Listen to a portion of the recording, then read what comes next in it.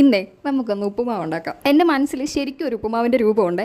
അതായത് ഈ ഷാൻജി ഉണ്ടാക്കുന്ന അതേപോലത്തെ ഒരു ഉപ്പുമാവ്. അതിന് എൻ്റെ കയ്യിലുള്ള കുറച്ച് സാധനങ്ങൾ എടുക്കാം. ഫസ്റ്റ് ഓഫ് ഓൾ റവ, പിന്നെ എൻ്റെ കയ്യിലുള്ള ലാസ്റ്റത്തെ സവാള, പിന്നെ ഒരു ഇഞ്ചി, പിന്നെ 2 മുളക്. ഇത്രയേ ഉള്ളൂ. ഇത് മതി എന്തേലും മതിയല്ലോ. ഇതൊക്കെ ഇട്ട് അങ്ങോട്ട് ഉണ്ടാക്കുക. ഇതെല്ലാം ഞാൻ അരിഞ്ഞ് പെറുക്കി സെറ്റാക്കി വെച്ചിട്ടുണ്ട്. ഇനി നമുക്ക് മെയിൻ കോഴ്സ് റവ. ഈ റവയൊക്കെ എടുക്കുമ്പോഴും എണ്ണ ഒഴിക്കുമ്പോഴും സൂക്ഷിച്ചൊഴിക്കാം. ഇതേപോലെ കാണിക്കരുത്, മനസ്സിലായോ?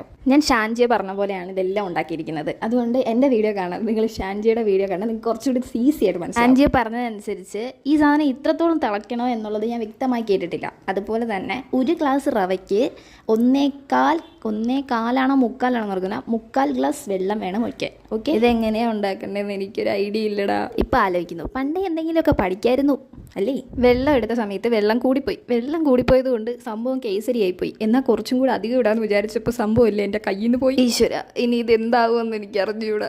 ഞാനാണെങ്കിൽ ഇന്ന് ഇളക്കടാ ഇളക്ക് എവിടെ. ഇനി ഫൈനൽ ലുക്ക് ഞാൻ കാണിച്ചു തരാം. എൻ്റെ ഫൈനൽ കണ്ടോ, ഉപ്പുമാവ് കേസരിയായിപ്പോയി. എന്തായാലും കഴിച്ചല്ലേ പറ്റുള്ളൂ, കഴിച്ചേക്കാം. ഞാനാണെങ്കിൽ ഒറ്റയ്ക്ക് ജീവിതം മെച്ചപ്പെടുത്താൻ ഇറങ്ങി തിരിച്ചതാ. ഇപ്പം മിക്കവാറും പട്ടിണി കിടന്ന് ചാവുമെന്ന് എനിക്ക് തോന്നുന്നത്. കഴിച്ചിട്ടൊന്നും പറ്റിയില്ലെങ്കിൽ ഞാൻ നാളെ വരാം. ബൈ.